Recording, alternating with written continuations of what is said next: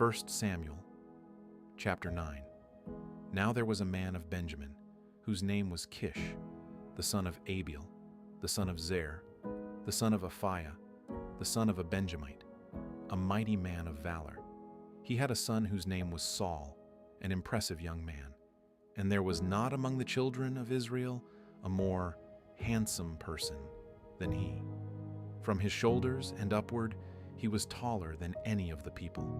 The donkeys of Kish, Saul's father, were lost.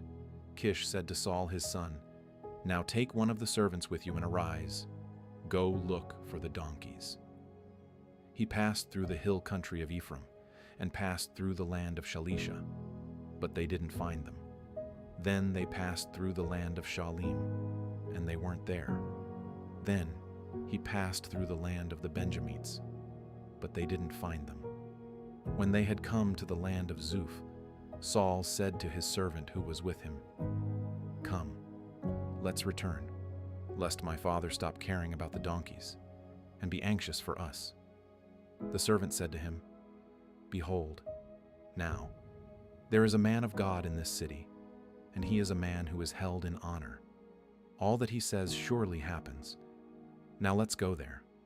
Perhaps he can tell us which way to go."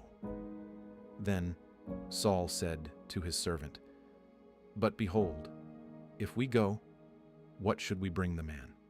For the bread is spent in our sacks, and there is not a present to bring to the man of God. What do we have?" The servant answered Saul again and said, "Behold, I have in my hand the 4th part of a shekel of silver. I will give that to the man of God to tell us our way." In earlier times in Israel, when a man went to inquire of God, he said, "Come, let's go to the seer," for he who is now called a prophet was before called a seer. Then Saul said to his servant, "Well said, come, let's go." So they went to the city where the man of God was. As they went up the ascent to the city, they found young maidens going out to draw water, and said to them, "Is the seer here?" They answered them and said, "He is. Behold, he is before you. Hurry now, for he has come today into the city. For the people have a sacrifice today in the high place. As soon as you have come into the city, you will immediately find him before he goes up to the high place to eat. For the people will not eat until he comes, because he blesses the sacrifice. Afterwards, those who are invited eat. Now therefore go up, for at this time you will find him." They went up to the city. As they came within the city, behold, Samuel came out toward them to go up to the high place. Now Yahweh had revealed to Samuel a day before Saul came, saying, "Tomorrow about this time I will send you a man out of the land of Benjamin, and you shall anoint him to be prince over my people Israel. He will save my people out of the hand of the Philistines, for I have looked upon my people, because their cry has come to me." When Samuel saw Saul, Yahweh said to him, "Behold, the man of whom I spoke to you. He will have authority over my people." Then Saul approached Samuel in the gateway and said, "Please tell me where the seer's house is." Samuel answered Saul and said, "I am the seer. Go up before me to the high place, for you are to eat with me today. In the morning I will let you go, and will tell you all that is in your heart. As for your donkeys who were lost 3 days ago, don't set your mind on them, for they have been found. For whom does all Israel desire? Is it not you and all your father's house?" Saul answered, "Am I not a Benjamite, of the smallest of the tribes of Israel, and my family the least of all the families of the tribe of Benjamin? Why then do you speak to me like this?" Samuel took Saul and his servant and brought them into the guest room, and made them sit in the best place among those who were invited, who were about 30 persons. Samuel said to the cook, "Bring the portion which I gave you, of which I said to you, set it aside." The cook took up the thigh, and that which was on it, and set it before Saul. Samuel said, "Behold, that which has been reserved. Set it before yourself, and eat, because it has been kept for you for the appointed time. For I said, I have invited the people." So Saul ate with Samuel that day.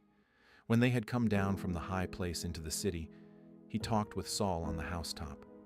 They arose early, and about daybreak, Samuel called to Saul on the housetop, saying, "Get up, that I may send you away." Saul arose, and they both went outside, he and Samuel together.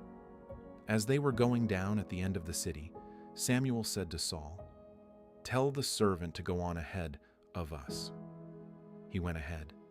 Then Samuel said, "But stand still first, that I may cause you to hear God's message." 1 Samuel, chapter 10. Then Samuel took the vial of oil and poured it on his head, then kissed him and said, "Hasn't Yahweh anointed you to be prince over his inheritance? When you have departed from me today, then you will find 2 men by Rachel's tomb, on the border of Benjamin at Zelzah. They will tell you, 'The donkeys which you went to look for have been found. And behold, your father has stopped caring about the donkeys and is anxious for you, saying, What shall I do for my son?' Then you will go on forward from there, and you will come to the oak of Tabor. 3 men will meet you there going up to God to Bethel, one carrying 3 young goats, and another carrying 3 loaves of bread, and another carrying a container of wine. They will greet you and give you 2 loaves of bread, which you shall receive from their hand. After that you will come to the hill of God, where the garrison of the Philistines is. And it will happen, when you have come there to the city, that you will meet a band of prophets coming down from the high place with a lute, a tambourine, a pipe, and a harp before them, and they will be prophesying. Then Yahweh's Spirit will come mightily on you. Then you will prophesy with them, and will be turned into another man.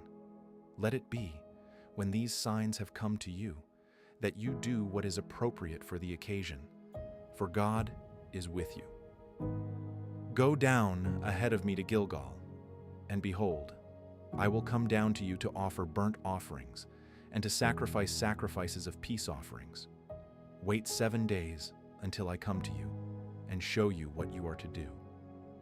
It was so that when he had turned his back to go from Samuel, God gave him another heart, and all those signs happened that day. When they came there to the hill, behold, a band of prophets met him, and the Spirit of God came mightily on him, and he prophesied among them. When all who knew him before saw that, behold, he prophesied with the prophets. Then the people said to one another, "What is this that has come to the son of Kish? Is Saul also among the prophets?" One from the same place answered, "Who is their father?" Therefore it became a proverb, "Is Saul also among the prophets?" When he had finished prophesying, he came to the high place. Saul's uncle said to him and to his servant, "Where did you go?" He said, "To seek the donkeys. When we saw that they were not found, we came to Samuel." Saul's uncle said, "Please tell me what Samuel said to you." Saul said to his uncle, "He told us plainly that the donkeys were found. But concerning the matter of the kingdom of which Samuel spoke, he didn't tell him." Samuel called the people together to Yahweh to Mizpah, and he said to the children of Israel, "Yahweh, the God of Israel, says, I brought Israel up out of Egypt, and I delivered you out of the hand of the Egyptians, and out of the hand of all the kingdoms that oppressed you. But you have today rejected your God, who himself saves you out of all your calamities and your distresses. And you have said to him, No, set a king over us. Now therefore present yourselves before Yahweh by your tribes and by your thousands." So Samuel brought all the tribes of Israel near, and the tribe of Benjamin was chosen. He brought the tribe of Benjamin near by their families, and the family of the Matrites was chosen. Then Saul the son of Kish was chosen, but when they looked for him, he could not be found. Therefore they asked of Yahweh further, "Is there yet a man to come here?" Yahweh answered, "Behold, he has hidden himself among the baggage." They ran and got him there. When he stood among the people, he was higher than any of the people from his shoulders and upward. Samuel said to all the people, "Do you see him whom Yahweh has chosen, that there is no one like him among all the people?" All the people shouted and said, "Long live the king!" Then Samuel told the people the regulations of the kingdom and wrote it in a book and laid it up before Yahweh. Samuel sent all the people away, every man to his house. Saul also went to his house in Gibeah, and the army went with him, whose hearts God had touched. But certain worthless fellows said, "How could this man save us?" They despised him and brought him no tribute, but he held his peace. 1 Samuel, chapter 11. Then Nahash the Ammonite came up and encamped against Jabesh-Gilead. And all the men of Jabesh said to Nahash, "Make a covenant with us, and we will serve you." Nahash the Ammonite said to them, "On this condition I will make it with you, that all your right eyes be gouged out. I will make this dishonor all Israel." The elders of Jabesh said to him, "Give us 7 days, that we may send messengers to all the borders of Israel. And then, if there is no one to save us, we will come out to you." Then the messengers came to Gibeah of Saul and spoke these words in the ears of the people. Then all the people lifted up their voice and wept. Behold, Saul came following the oxen out of the field. And Saul said, "What ails the people that they weep?" They told him the words of the men of Jabesh. God's spirit came mightily on Saul when he heard those words, and his anger burned hot. He took a yoke of oxen and cut them in pieces, then sent them throughout all the borders of Israel by the hand of messengers, saying, "Whoever doesn't come out after Saul and after Samuel, so shall it be done to his oxen." The dread of Yahweh fell on the people, and they came out as one man. He counted them in Bezek, and the children of Israel were 300,000, and the men of Judah 30,000. They said to the messengers who came, "Tell the men of Jabesh-Gilead, tomorrow by the time the sun is hot, you will be rescued." The messengers came and told the men of Jabesh, and they were glad. Therefore the men of Jabesh said, "Tomorrow we will come out to you, and you shall do with us all that seems good to you." On the next day, Saul put the people in 3 companies, and they came into the middle of the camp in the morning watch, and struck the Ammonites until the heat of the day. Those who remained were scattered, so that no 2 of them were left together. The people said to Samuel, "Who is he who said, 'Shall Saul reign over us?' Bring those men, that we may put them to death." Saul said, "No man shall be put to death today, for today Yahweh has rescued Israel." Then Samuel said to the people, "Come, let's go to Gilgal, and renew the kingdom there." All the people went to Gilgal, and there they made Saul king before Yahweh in Gilgal. There they offered sacrifices of peace offerings before Yahweh, and there Saul and all the men of Israel rejoiced greatly.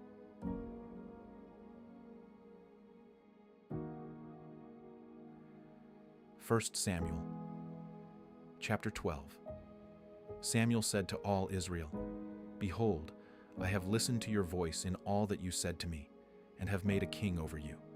Now behold, the king walks before you. I am old and gray-headed. Behold, my sons are with you. I have walked before you from my youth to this day. Here I am. Witness against me before Yahweh and before his anointed. Whose ox have I taken? Whose donkey have I taken? Whom have I defrauded? Whom have I oppressed? Of whose hand have I taken a bribe to make me blind my eyes? I will restore it to you." They said, "You have not defrauded us, nor oppressed us, neither have you taken anything from anyone's hand." He said to them, "Yahweh is witness against you, and his anointed is witness today that you have not found anything in my hand." They said, "He is witness." Samuel said to the people, "It is Yahweh who appointed Moses and Aaron, and that brought your fathers up out of the land of Egypt. Now, therefore, stand still, that I may plead with you before Yahweh concerning all the righteous acts of Yahweh, which he did to you and to your fathers. When Jacob had come into Egypt, and your fathers cried to Yahweh, then Yahweh sent Moses and Aaron, who brought your fathers out of Egypt and made them to dwell in this place. But they forgot Yahweh, their God. And he sold them into the hand of Sisera, captain of the army of Haz, and into the hand of the king of Moab. And they fought against them. They cried to Yahweh and said, "We have sinned, because we have forsaken Yahweh, and have served the Baals and the Ashtaroth. But now deliver us out of the hand of our enemies, and we will serve you." Yahweh sent Jerubbaal, Badon, Jephthah, and Samuel, and delivered you out of the hand of your enemies on every side, and you lived in safety. When you saw that Nahash, the king of the children of Ammon, came against you, you said to me, "No, but a king shall reign over us," when Yahweh your God was your king. Now therefore see the king whom you have chosen and whom you have asked for. Behold, Yahweh has set a king over you. If you will fear Yahweh and serve him, and listen to his voice, and not rebel against the commandment of Yahweh, then both you and also the king who reigns over you are followers of Yahweh your God. But if you will not listen to Yahweh's voice, but rebel against the commandment of Yahweh, then Yahweh's hand will be against you, as it was against your fathers. Now therefore stand still, and see this great thing, which Yahweh will do before your eyes. Isn't it wheat harvest today? I will call to Yahweh, that he may send thunder and rain, and you will know, and see that your wickedness is great, which you have done in Yahweh's sight, in asking for a king. So Samuel called to Yahweh, and Yahweh sent thunder and rain that day. Then all the people greatly feared Yahweh and Samuel. All the people said to Samuel, "Pray for your servants to Yahweh your God, that we not die. For we have added to all our sins this evil, to ask for a king." Samuel said to the people, "Don't be afraid. You have indeed done all this evil. Yet don't turn away from following Yahweh, but serve Yahweh with all your heart. Don't turn away to go after vain things which can't profit or deliver, for they are vain. For Yahweh will not forsake his people for his great name's sake, because it has pleased Yahweh to make you a people for himself. Moreover, as for me, far be it from me that I should sin against Yahweh in ceasing to pray for you, but I will instruct you in the good and the right way. Only fear Yahweh and serve him in truth with all your heart. For consider what great things he has done for you. But if you keep doing evil, you will be consumed, both you and your king.